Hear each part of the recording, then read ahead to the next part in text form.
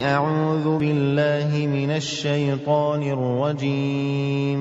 சபிக்கப்பட்ட ஷைத்தானை விட்டு அல்லாஹ்விடம் நான் பாதுகாப்பு தேடுகின்றேன்.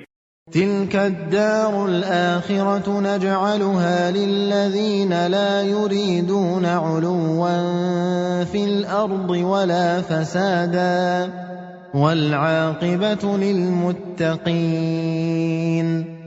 அந்த மறுமை வீட்டையோ எவர்கள் உலகில் பெருமையடிக்கவும் அராஜகம் விளைவிக்கவும் விரும்ப மாட்டார்களோ அவர்களுக்கே உரித்தானதாக்கி வைத்துள்ளோம்.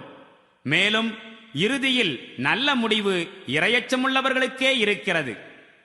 من جاء بالحسنة فله خير منها ومن جاء بالسيئة فلا يجزى الذين عملوا السيئات إلا ما كانوا يعملون.